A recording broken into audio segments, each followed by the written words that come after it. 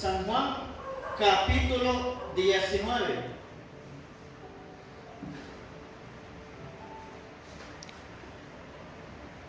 Voy a enseñar bajo el título Tetelestai. Ya usted ya sabe eso, ya lo he enseñado. Tetelestai. Vamos a enseñar en griego. ¿Sabe escribir Tetelestai? Tetelestai. ¿Qué significa consumado es? Eso significa. San Juan capítulo 19 del 17 al 30. Vaya buscando la palabra del Señor, donde dice crucifixión y muerte de Jesús.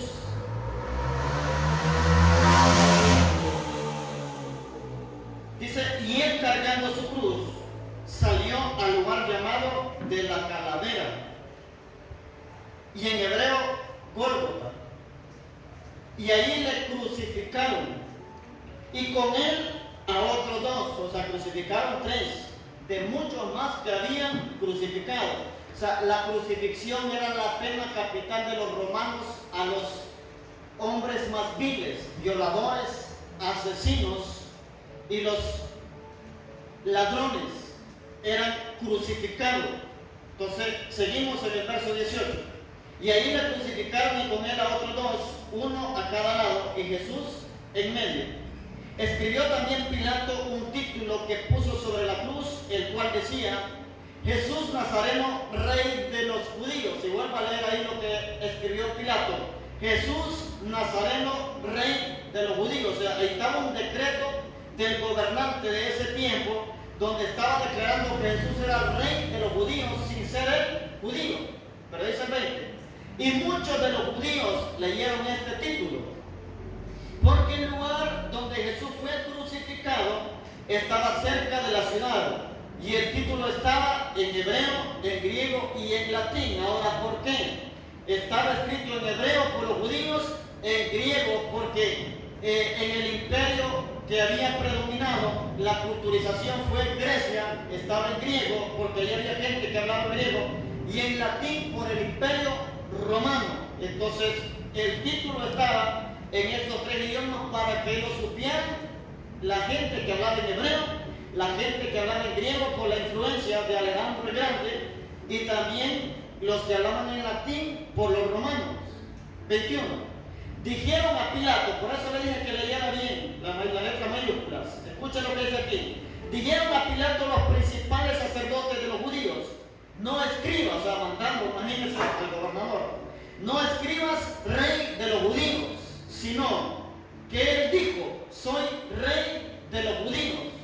Como queriendo decir su propio pueblo. Escuchen, ni los romanos dijeron nada, ni los griegos dijeron nada, pero su propio pueblo, como queriendo decir al gobernador: escribí mejor, o escribe mejor, el que se dice ser rey de los judíos, porque no lo tuvieron por rey.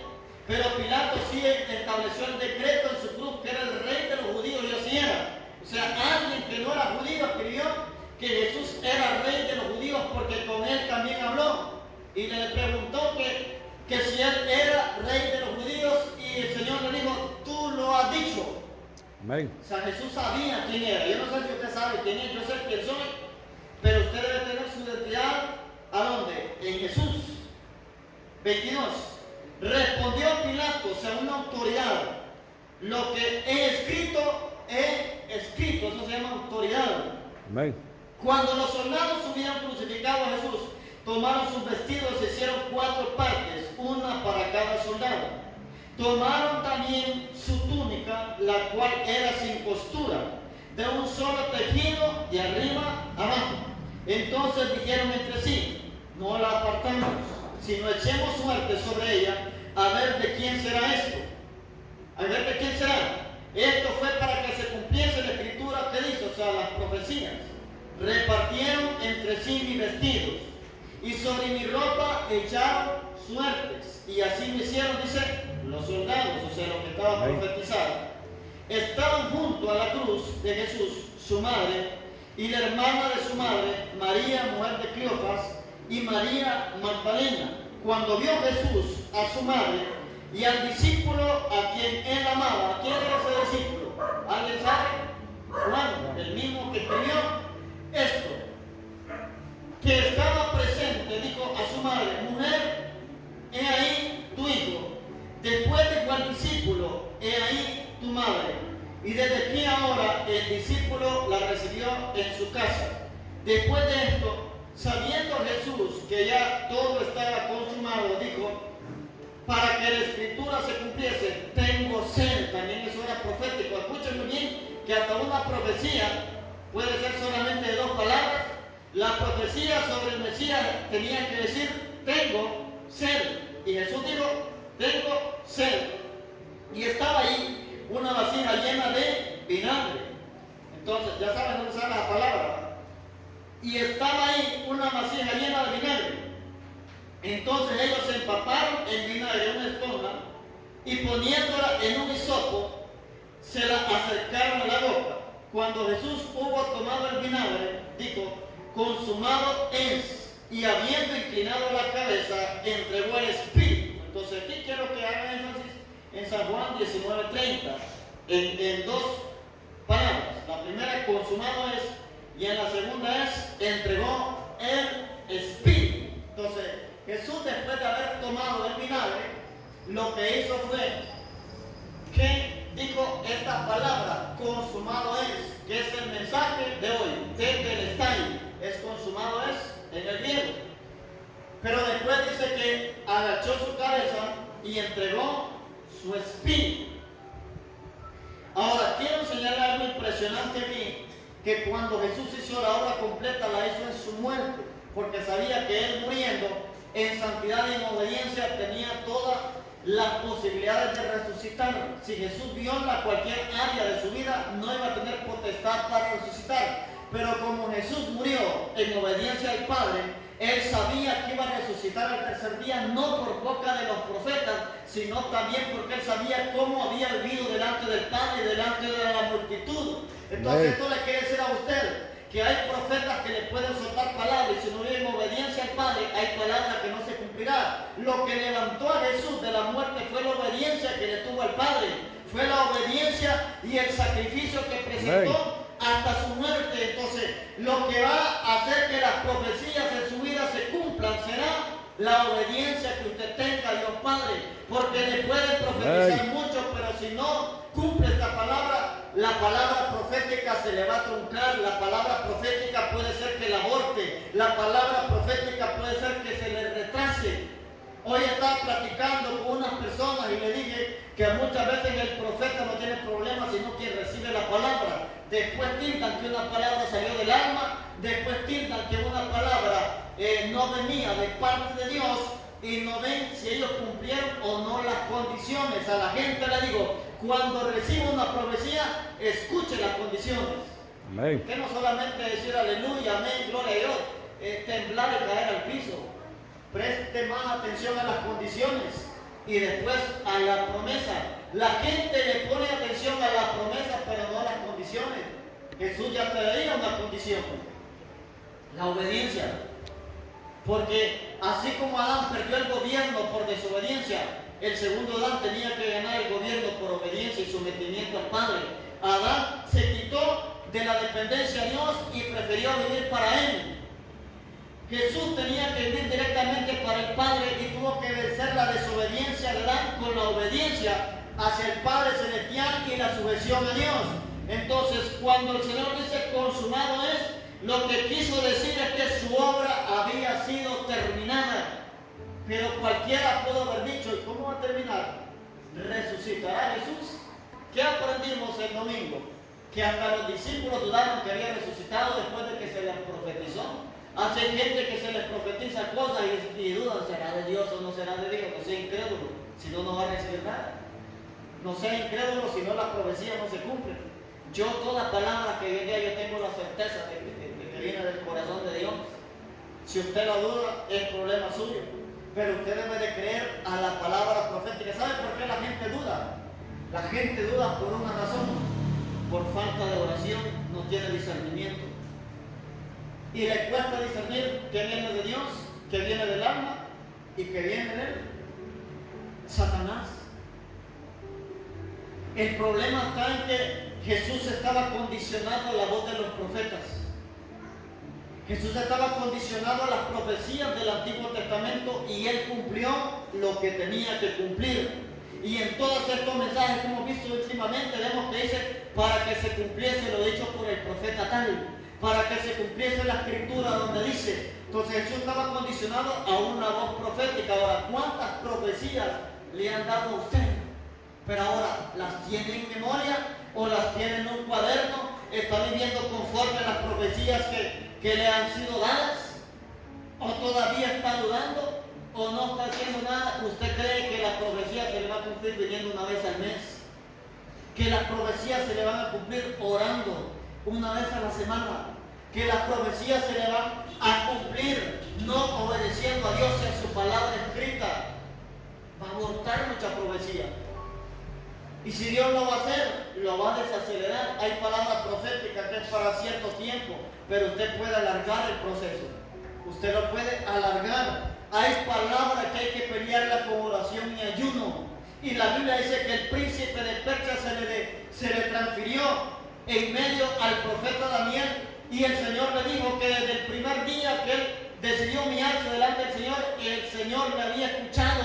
Pero el príncipe de Persia se le opuso. Y la respuesta vino hasta el día 21. Y eso que este hombre oraba, y eso que este hombre ayunaba. Y el principado de los aires se lo opuso. Pero a veces la iglesia, por falta de discernimiento, por falta de búsqueda, por falta de oración, se le están metiendo espíritus de brujería. Se le están metiendo espíritus de tibieza espiritual. ¿Sabe qué le dijo a los jóvenes una vez en una iglesia que fue a predicar? ¿Quiénes quieren echar fuera demonios? La mayoría levantó la mano. El que no levante la mano es porque tiene miedo. Yo a la gente le digo que el temor es algo natural, es algo carnal, pero el Espíritu a uno le da fuerza y valentía para echar fuera espíritus. No es con la carne, sino es con la fuerza del Espíritu Santo. Entonces, la mayoría dijeron amén, y yo les dije, empieza a sacar lo suyo primero. Porque hay gente que el desánimo lo mantiene cerrado como cubito de hielo en la casa, no se congrega. El desánimo lo tiene sin congregarse. El desánimo, ahora mi pregunta sería, ¿cuándo fue la última vez que usted ayunó por lo suyo? No aquí, sino en su casa. O aquí, pero que nadie sabe. Ni los líderes, ni yo, nadie sabe. Usted se encuentra en ayuno. Y gustamos el refresco y todo, y usted no le voy para la casa. Me están esperando. Y usted queda en ayuno. ¿Cuándo fue la última vez? Que no fue porque era ayuno congregacional, que no fue porque era ayuno de líderes. Ayunen usted solo y va a haber resultados. Los espíritus se van a ir, los espíritus le van a temer porque usted está muriendo a su carne para vivir en el espíritu. Entonces Jesús hacía obras, Jesús hacía milagros, pero siempre sometido al Padre. Y cuando Jesús dijo consumado es, sin haber resucitado, su obra fue completa, porque Jesús primero peleó en el mundo. Se lo va a hablar en el mundo natural y después le tocaba el mundo espiritual, en el Seol, directamente con Satanás, directamente a hablar a aquellos que estaban en el seno de Abraham, a decirle que ahí estaba el Mesías que habían esperado y que él había cumplido su obra. La obra de Jesús fue completa, escuchen, desde su nacimiento hasta su resurrección y ascensión. ¿Por qué cree que predicamos un Dios sobrenatural? Su nacimiento fue sobrenatural, su ministerio fue sobrenatural, su resurrección fue sobrenatural y su ascensión fue sobrenatural. O sea, la vida de Jesús fue sobrenatural, empezando desde las profecías de los profetas del Antiguo Testamento. El nacimiento fue sobrenatural porque no necesitó la intervención de un hombre para nacer. Fue obra del Espíritu Santo. Su ministerio fue acompañado de sanidades, milagros y prodigios. O sea, porque el Espíritu Santo lo respaldaba y la sobrenaturalidad de Dios Padre estaba en él. Su ascensión fue sobrenatural porque subió al tercer cielo en una nube. Entonces la vida de Jesús fue sobrenatural. Eso significa que usted tiene un Dios sobrenatural y que puede hacer milagros a su favor si tan solo le cree. Amén. O sea, lo que necesita usted para que el poder de Dios se manifieste es fe. Amén. No hay otro medio. La fe se le llama la moneda del reino o el acceso a las bendiciones del reino. Sin fe es imposible agradar a Dios. Sin fe es imposible ver la gloria de Dios. En Jesús está su perdón, su salvación, su sanidad, su provisión y su vida eterna. Debemos apropiarnos de la muerte y resurrección de Cristo. De ahí proviene nuestra bendición. O sea, la bendición no tiene que ver con dinero. La bendición tiene que ver con paz. La bendición tiene que ver con tranquilidad. La bendición tiene que ver con confianza de que nuestros pecados ya fueron llevados hace más de 2000 años en la cruz del Calvario. Jesucristo murió por usted antes de nacer usted. Ni sus padres ni sus abuelos habían nacido. En la mente de Dios ya estaba usted, ya estaba en los planes. Si no es amén, es que estaba en los planes del diablo, ¿no? Usted estaba en la mente de Dios. Y a veces nosotros en la adolescencia, a ver si estará pensando de mí aquel, a saber si estará pensando de mí aquella. Donde uno vive de fantasía en la adolescencia, ¿no? Ya grande ya mira que el amor es responsabilidad y seriedad, pero en la adolescencia todo es fantasía. Pero pocas veces pensamos que estamos en la memoria de Dios, que ese fue el mensaje que nos dieron hoy en la reunión de pastores. Que estamos en la memoria de Dios y nos dieron Génesis 8:1 para que miren que yo aprendo. Ahí tengo anotado también. Si quiere tráigame la agenda para que miren que yo anoto cuando voy a la reunión de pastores. Y yo no sé si usted anota aquí. Tráigame esa agenda. El mensaje fue que todos estamos en memoria de Dios. Y se habló de Génesis 8:1 donde dice que Dios se acordó de Noé. Y algo impresionante, ¿sabe qué sucedió también? Que Dios se acordó, dice, de los animales. O sea, si Dios tiene memoria de los animales, ¿cómo no va a tener memoria de usted? Dice, se acordó Dios, Jehová, de Moisés, de Noé, perdón, y de los animales. Mira que anoté, yo anoté lo más trascendental, y aquí les puedo sacar 4 predicaciones diferentes. Esa es la importancia de anotar. Porque cada día Dios habla de manera diferente. De los mismos pasajes podemos sacar diferentes enseñanzas. Y cuando usted pone atención a una prédica, Dios le sigue revelando más de lo que está recibiendo. Dios se acordó ¿de quién? De Noé y de los animales. Y más adelante dice que se acordó de Abraham. Entonces Dios lo tiene a usted en la memoria de Él. Y por eso Cristo vino a morir por usted. El Señor fue enviado porque Dios estaba pensando en usted, pensando en mí. Y no en un hombre bueno, sino en un hombre pecador. Si salió usted del alcohol, estaba pensando en aquel borracho. Si salió de la droga, estaba pensando en aquel drogadicto que ya no lo es. Ahora es un hijo de Dios, limpiado por la sangre. Ahora es luz y fue sacado de tinieblas. Entre más sucio fue, su testimonio pesa más. No digo que los que nacieron en el Evangelio no cuentan, gloria a Dios. Entre menos pecó, mejor. Entre menos ataduras trajo, mejor. Pero usted fue destinado para salvación, llamado para salvación. Cuide su salvación, porque aquí creemos que la salvación sí se puede perder. O sea, usted puede perder la salvación mental, pero usted puede perder el regalo de la salvación. Ahora, ¿por qué? Porque el que rechaza a Jesús, rechaza la vida eterna. Entonces, no podemos decir, no, aquí voy a ver como yo quiera, Jesús. Si ya me tiene para ser salvo, así escuché mucho y lo mataron. Así escuché, yo no sé si Dios le dio oportunidad de repetir su último momento, pero así escuché mucho yo y los mataron. Es que si Dios tiene un propósito para mí, me va a llamar, no, es la iglesia que tiene que irnos a traer. Es que ese es el peor error que tenemos que decir nosotros. Si Dios tiene un propósito para él, Dios lo va a traer, no, usted que lo va a traer. Es que no es Dios, es usted, porque a la iglesia que es carne y sangre, nosotros esa responsabilidad de ir por el perdido. La Biblia dice la oveja perdida. Eso no tiene que ver, no, que si Dios tiene un plan para él, Dios mismo lo va a traer para usted, Dios lo va a poder traer. Eso no es Dios. Eso es responsabilidad de nosotros. Jesús ya hizo el precio de él, ahora nos toca a nosotros. Jesús ya murió, resucitó, está a la diestra del Padre y ahora la iglesia tiene que hacer el trabajo y decir que él murió por él y que él busque a Dios, que busque la presencia del Santo. Usted es llamado a hacer luz a las naciones. Número 1. La última palabra de Jesús en la cruz. Juan 19:30. Esa fue la última palabra de Jesucristo en la cruz del Calvario. ¿Cuál fue? Consumado es. ¿Qué griego es? ¿Sabe? Tetelestai. Ya la aprendieron, va a sonar toda la semana. Pero esa palabra, ¿saben por qué le hago énfasis en tetelestai? Porque ya la vimos la vez pasada, en otro mensaje. Ay. ¿Saben por qué? Porque cuando usted le venga esa palabra en el griego y en español, usted va a saber que usted ya fue perdonado. No tiene que haber culpa en su mente, no tiene que haber culpa en su corazón.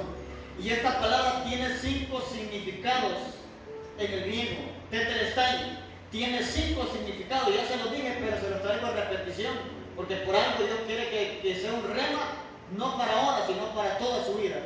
Porque en cualquier momento usted puede resbalar. Pero Tetelestai le va a decir: consumado, yo pagué tus pecados, vuélvete a mí. Levántate que yo perdono tus pecados. No sé que no es que cada sábado va a estar cayendo, ¿va? De que cada domingo se va a estar cayendo. Eso es tal vez porque usted descuida la oración, por eso no descuida la oración. Puede ser por cansancio físico o espiritual. Entonces no descanse, no se descuide. Hay tiempo que usted debe de descansar. Entonces, Tetelestai, significado número 1, consumado es. Consumado es. Consumado es final, algo que culminó, algo que se completó. Eso es. Consumado es algo que está terminado. ¿Qué significa terminado? Algo finalizado. Entonces Jesús dijo: consumado es. Número 2. Pagado en su totalidad. Eso significa Tetelestai, pagado en su totalidad. Entonces sus pecados fueron pagados en su totalidad. No los pagó Jesús. Pagado en su totalidad. Aquí estuviera aplaudiendo. Que al galán se le dice que 10,000 empiras suyos se lo pagó todavía, estuviera gritando de alegría. Mire que la deuda que usted tenía aquí de 10,000 empiras, viene otra persona y se la pagó, hasta brinca de alegría. Y los pecados ya fueron perdonados. Amén. Pagado en su totalidad. Número 3. Finalización de una tarea. Finalización de una tarea. O sea, Jesucristo ya terminó su obra. ¿Por qué nosotros no nos apropiamos de la obra de Jesús? Jesucristo ya terminó la obra, o sea, y la Biblia dice que el que empezó la buena obra usted la va a terminar, o sea, lo va a ir perfeccionando. Ahora, ¿por medio de quién? Del Espíritu Santo. Ahora diga conmigo: bienvenido Espíritu Santo. Bienvenido Espíritu Santo. Ya se fue con el ánimo.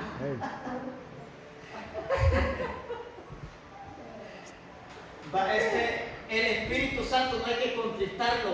Por eso dice la Biblia que lo que Dios empezó por medio de Jesús lo va a terminar hasta el día de Jesucristo. O sea, ¿por quién? Por el Espíritu Santo. Él sigue trabajando en mí, sigue trabajando en usted. Por eso la Biblia dice: quítese de nosotros que toda amargura, gritería, maledicencia, malicia. Entonces el Espíritu Santo nos va a limpiar lo que el enemigo nos quiera contaminar. Jesucristo nos purificó, pero el mundo muchas veces nos vuelve a ensuciar porque nosotros decidimos por la carne, por malas decisiones. Pero ahí donde el Espíritu Santo le dice: perdonar. Ahí donde el Espíritu Santo le dice: lo que estás haciendo no es correcto. Entonces tenemos al Espíritu Santo y ahí se va a cumplir la palabra: el que persevere hasta el fin, ese será salvo. Amén. El que le haga caso al Espíritu Santo se va a ser salvo, porque sin el Espíritu Santo nosotros no vamos a perseverar hasta el fin. Entonces, pagado en su totalidad. Finalización de una tarea. Número 4, victoria. Victoria. Esto ya lo sabe usted. Se lo estoy dando de nuevo porque esto es necesario que se lo repita. Victoria. Jesucristo dijo: victoria. Amén.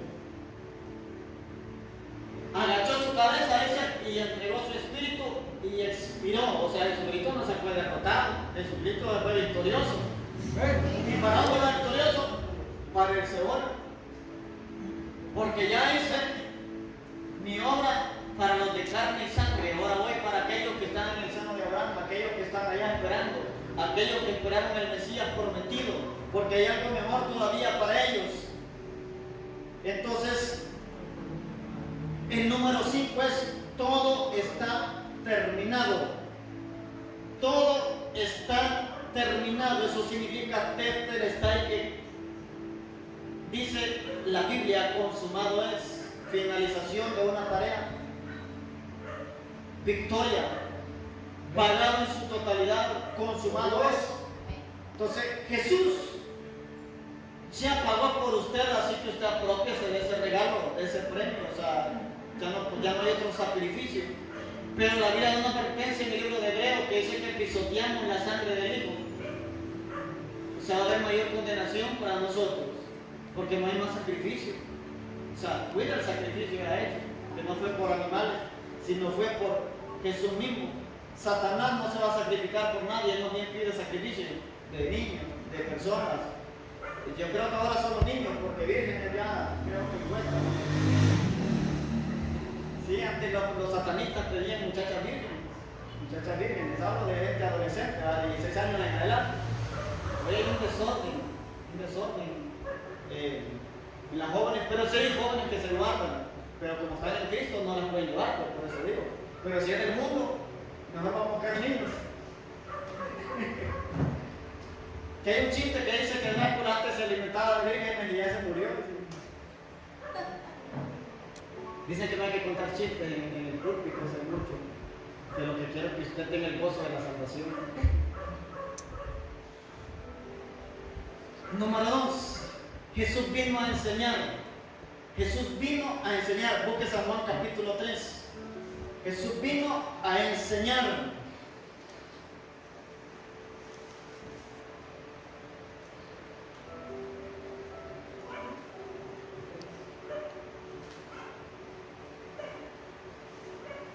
Solo son 3 puntos que voy a dar. El número 1 decíamos que era que Jesús dio su última palabra en la cruz. Y fue, nunca se le olvida que la última palabra de Jesús en la cruz fue: consumado es. Y es la mejor palabra de todas. Porque también tengo sed. Me aparecen varias palabras de Jesús en la cruz. Algún día las voy a enseñar. Pero la última es la mejor. Vamos a decir que la doy yo. Estoy hablando tranquilo porque como no fueron a mí que me pusieron los platos, no fueron a mí que me dieron vinagre, el vinagre amargo, no fue a mí que me dieron latigazos, pero la mejor palabra que Jesús dijo fue la palabra tetelestai, que significa consumado es, finalización de su tarea, pagado en su totalidad, obra terminada, obra completada. Tiene muchos significados en el griego. Entonces, número 2, Jesús vino a enseñar. ¿Por qué le hablo de esto? San Juan capítulo 3, versículo 1 y 2, y vamos rápidamente. Escuchen lo que dice. Había un hombre de los fariseos que se llamaba, ¿cómo? Nicodemo, memorices ese nombre. Nicodemo, un principal entre los judíos, o sea, era judío. Este vino a Jesús de noche y le dijo: Rabí, sabemos que has venido de Dios como maestro, porque nadie puede hacer estas señales que tú haces si no está Dios con él. Entonces aquí hablan de Nicodemo. Este hombre era un principal entre los judíos y habló de Jesús que había venido como maestro. Entonces por eso el punto 2 es: Jesús vino a enseñar. Ahora, ¿por qué le hablo de que Jesús vino a enseñar? Porque Jesús no se lo vino a morir. Si Jesús viene solo a morir por nuestros pecados, nos beneficia hasta cierta parte, pero no supiéramos muchas cosas de las que Jesús vino a enseñar, que se las voy a decir rápidamente. Número 1, Jesús enseñó del arrepentimiento. Fue su mensaje principal, el arrepentimiento. ¿Quién más enseñó el arrepentimiento? Juan. Amén. Jesús era profeta, Juan era profeta. La diferencia entre que Jesús era profeta y era hijo de Dios, el unigénito de Dios. Después pasó a ser ¿qué? Ya tienen que manejar esto, ya lo enseñamos. Primogénito. Entonces Jesús fue el unigénito. Pero si Juan hablaba del arrepentimiento, entonces tendría que venir otro profeta a confirmar la palabra de Juan, que era el arrepentimiento. Entonces Jesús enseñó el arrepentimiento. Jesús enseñó también del perdón de los pecados. A muchos enfermos Jesús no les dijo: levántate y anda. A Jesús, muchos enfermos lo buscaban, pero a algunos se les dijo, tus pecados te son perdonados. Y los fariseos lo acusaban. ¿Qué potestad tenía él de perdonar pecados? Pero sí la tenía. O sea, esos recibieron el perdón por adelantado. Sin antes que muriera Jesús, ya lo estaba perdonando directamente Dios mismo a través de Cristo. Jesús enseñó acerca de la salvación. Su mensaje principal de arrepentimiento y perdón se enfoca en la salvación del alma. Por eso les dije el domingo, Jesucristo no venía a tener un gobierno militar, un gobierno natural, como pensaban los judíos, sino su gobierno iba a ser espiritual, su victoria iba a ser espiritual. Número 4, Jesús nos enseñó acerca del Padre. Jesús modeló como hijos para enseñarnos la paternidad de Dios sobre nosotros. Por eso usted debe de acercarse a Dios como Dios, por su grandeza y su majestad y su poder, y como Padre que es.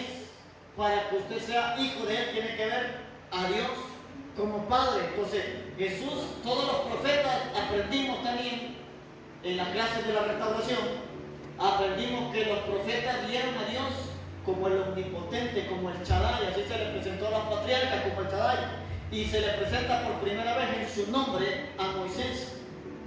Amén. Como el yo soy, como el gran yo soy, y el tetragramatón, que solamente son 4 letras.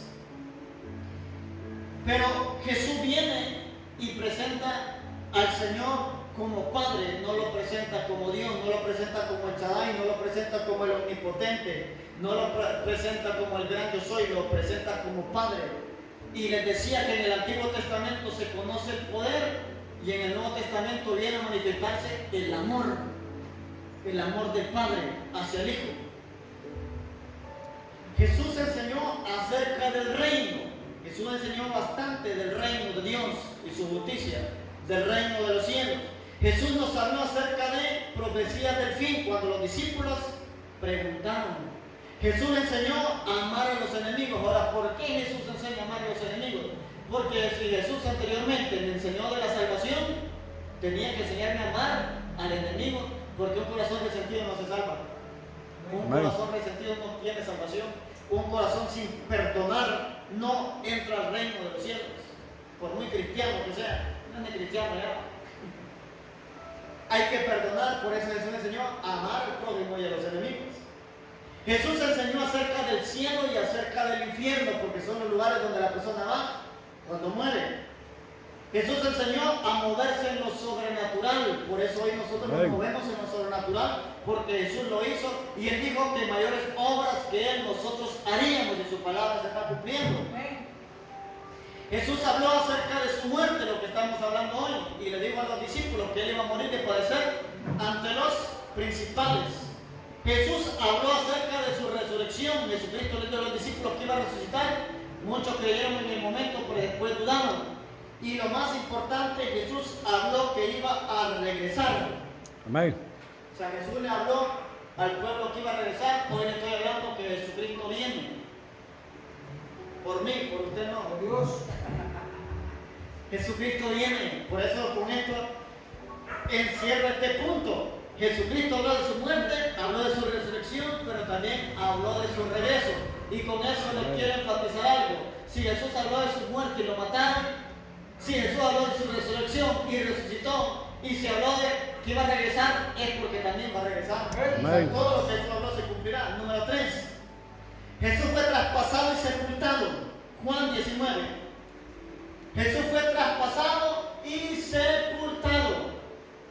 Para que crean que lo mataron, para que crean que murió, para que crean que la muerte de Jesús es real, no fue un show como dicen muchos. La muerte de Jesús fue real, muerte literal. San Juan 19. Jesús fue traspasado y sepultado. El domingo le hablo de la resurrección. Vamos a leer bastante ahorita. Jesús fue traspasado y sepultado. Juan 19, 31.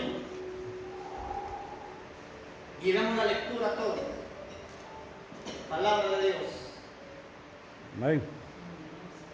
Dice, entonces los judíos, por cuanto era la preparación de la Pascua, ya se acercaba el sábado, la preparación de la Pascua, a fin de que los cuerpos no quedasen en la cruz en el día de reposo, pues aquel día de reposo era gran solemnidad. ¿Cuál era el día de reposo? Sábado. Era de gran solemnidad rogarle a Pilato que le quebrasen las piernas y fuesen quitados de ahí. O sea, ¿quién? Jesús y los dos ladrones. Vinieron pues los soldados y quebraron las piernas al primero. Asimismo, al otro que había sido crucificado con él, a los dos ladrones, le quebraron las piernas, le golpearon las rodillas. 33. Mas cuando llegaron a Jesús, como le vieron ya muerto, o sea, Jesús murió primero que los dos ladrones, no le quebraron las piernas. Ahora, ¿por qué no le quebraron las piernas? Había una profecía en los Salmos que decía que ningún hueso suyo iba a ser roto. Vamos a 34. Pero uno de los soldados le abrió el costado con una lanza, al instante salió sangre y agua. Entonces Jesús fue traspasado. Y el que lo vio da testimonio, y su testimonio es verdadero. Y él sabe que dice verdad, para que vosotros también creáis, porque estas cosas sucedieron para que se cumpliese la escritura. No será quebrado hueso suyo. Y también otra escritura dice, ¿qué dice? Mirarán al que traspasaron. Y eso habla del Antiguo Testamento. En el Nuevo también habla que todo ojo va a ver a aquel que traspasaron. Amén. Ahora, ¿qué le quiero enseñar en esta noche de esto? Toda la vida de Jesús fue profética. La Biblia es profética. Profética tiene que ver con eventos futuros. ¿Por qué no le quebraron las piernas a Jesús? Porque había sido profetizado que ningún hueso suyo va a ser roto. Número 2, ¿por qué le quebraron las piernas a los crucificados? ¿Sabe usted por qué se las quebraron? En este asunto de las rodillas. Usted va a decir porque estaban vivos, porque dice que Jesús no las quebraron porque estaban muertos. Y Jesús murió antes para que no le quebraran las piernas. Entonces, ¿por qué le quebraban las piernas a los crucificados? Porque fueron muchos. Esa era la pena capital de los romanos. Hubieron más crucificados antes de Jesús y después de Jesús. Por el imperio romano, durante estuvo el imperio romano, hubieron muchos crucificados. Le quebraban las piernas porque las piernas eran el soporte que tenía el delincuente, en este caso los ladrones o cualquier malhechor, para poder respirar. Estar clavado en una cruz con los brazos extendidos requería de que la persona crucificada tuviera los pies donde, en el podio que tenía abajo, donde clavaban sus pies. Entonces ellos se suspendían así, porque el peso del cuerpo le producía asfixia. Entonces los que crucificaron morían más de asfixia que por los clavos y que por el dolor.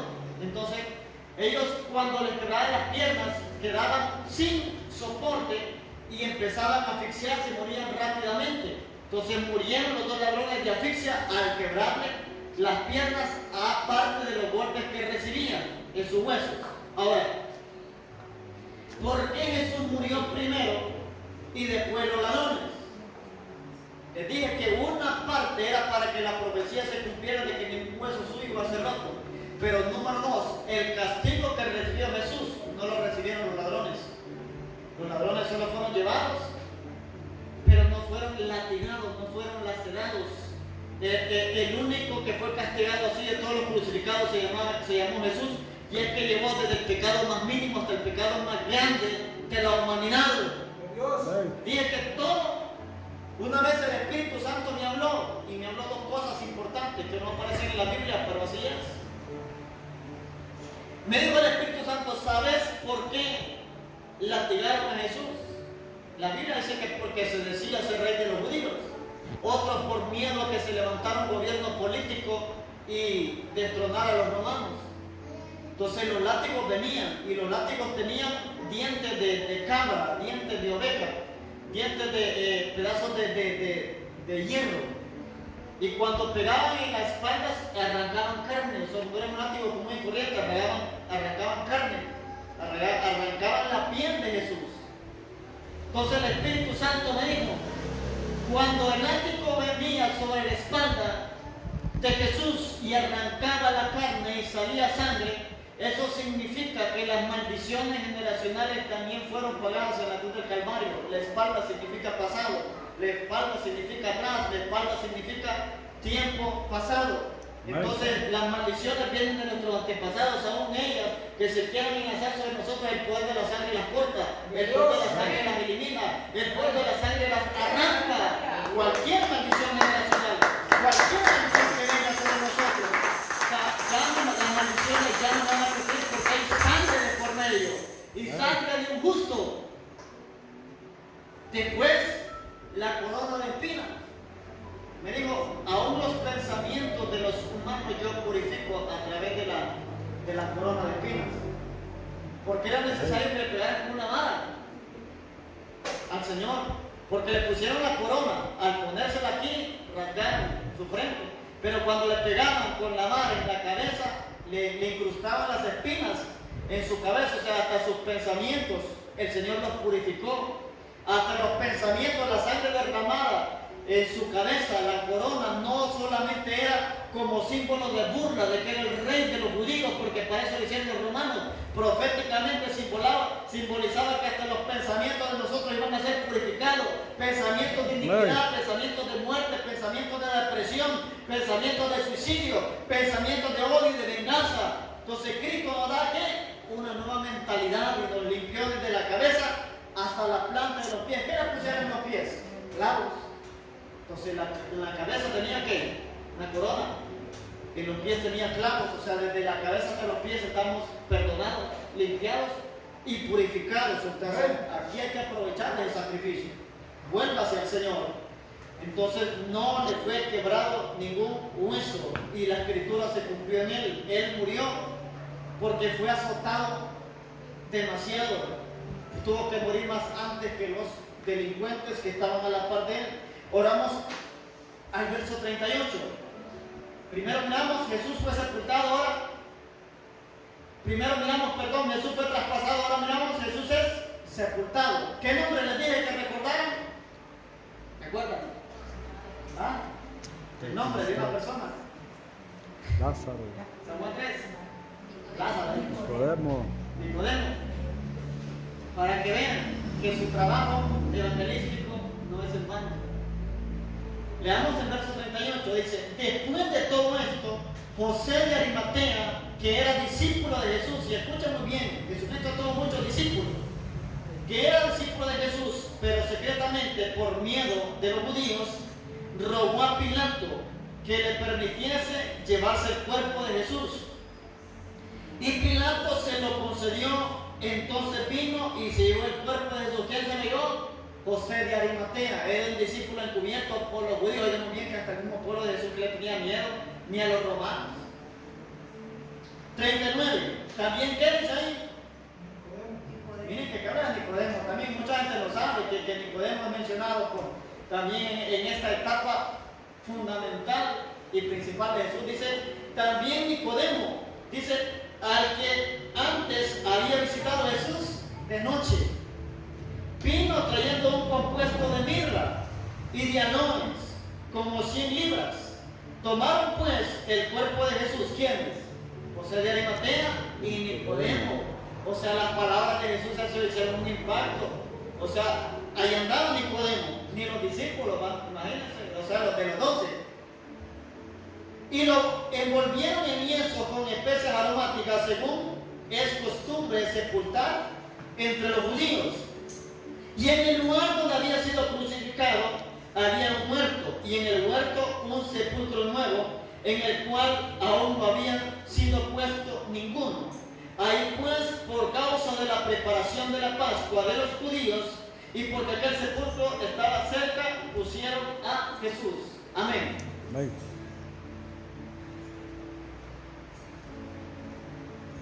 Entonces aquí le habla algo importante.